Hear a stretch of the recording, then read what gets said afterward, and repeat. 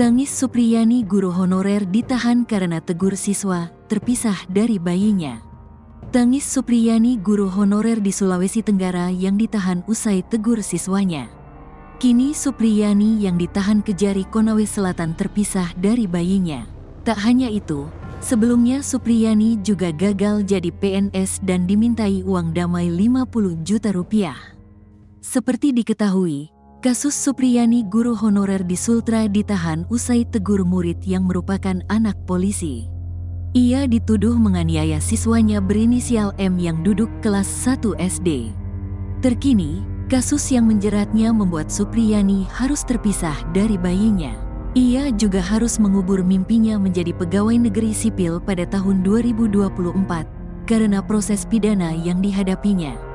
Supriyani tidak bisa menyiapkan segala berkas untuk mendaftar seleksi CPNS dan PPPK 2024.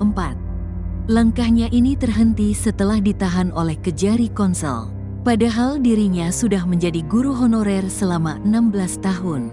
Ketua PGRI Sultra, Abdul Halim Momo, mengungkapkan kesedihannya atas kasus yang menimpa SU.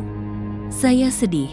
Perjuangannya selama 16 tahun mengabdi mengajari murid-muridnya dengan status honorer, dan langkahnya untuk menjadi PNS tahun 2024 terhenti," ujar Abdul Halim Momo, Senin, tanggal 21 Oktober tahun 2024. Di sisi lain, baru-baru ini terungkap Supriyani, guru honorer yang ditahan karena menegur murid nakal yang merupakan anak polisi, diminta uang damai.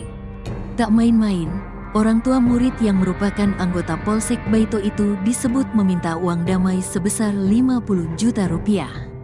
Terkait hal ini, penasehat hukum SU dari Lembaga Bantuan Hukum HAMI Konsel, Syamsuddin, membenarkan pernah dilakukan pertemuan mediasi antara SU dan orang tua korban. Dia menyebutkan kepala desa ikut menghadiri proses mediasi antara terlapor dan pelapor kasus ini. Tetapi saat itu pihak korban memintai uang 50 juta rupiah sebagai uang damai dalam kasus tersebut, pungkasnya. Ngaku cuma negur siswa nakal. Sebelumnya, Kapolres Konawe Selatan, AKBP Febri Sam, menyebut mediasi kasus guru SD aniaya murid yang merupakan anak polisi tersebut sudah berkali-kali dilakukan. Tetapi SU tidak mengakui telah menganiaya korban yang merupakan murid SD kelas 1 di Kecamatan Baito, Kabupaten Konsel, Sulawesi Tenggara, Sultra, tersebut. Beberapa kali telah dimediasi tetapi pelaku tidak mengakui hingga di BAP, berita acara perkara, juga tidak diakui, kata AKBP Febri dilansir Tribun Tanda Hubung Medan.com dari Tribun Sultra, Selasa, tanggal 22 Oktober tahun 2024. Dalam seruan berantai yang sebelumnya beredar luas dan viral di medsos, disebutkan SU ditahan karena menegur siswa yang nakal yang orang tuanya merupakan anggota polisi. Masih dalam seruan itu disebutkan kronologi berawal saat murid mengalami luka goresan di paha dan melaporkan ke orang tuanya bahwa dipukul. Padahal gurunya hanya menegur tidak memukul, tapi ortunya tidak terima, tulis seruan tertulis yang beredar tersebut. Namun, kabar tersebut dibantah Aibda WH, begitupun Kapolsek Baito, Ibda Muhammad Idris secara terpisah. Dalam keterangannya, Ibda Idris membeberkan kronologi kasus tersebut berdasarkan penyelidikan kepolisian.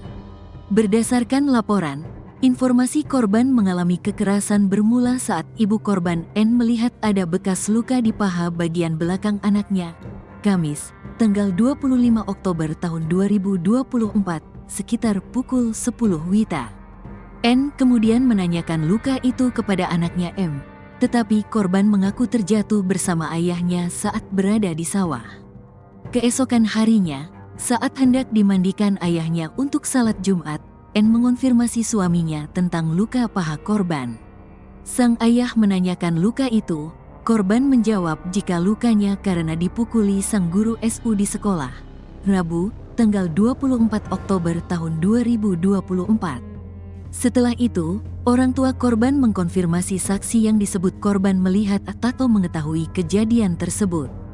Saksi I dan A disebutkan membenarkan dan melihat bahwa korban telah dipukul oleh guru SU dengan menggunakan gagang sapu ijuk di dalam kelas pada Rabu, tanggal 24 April tahun 2024. Pada Jumat, tanggal 26 April tahun 2024, sekitar pukul 13 WITA, N dan Aibda WH pun melaporkan kejadian itu ke Polsek Baito.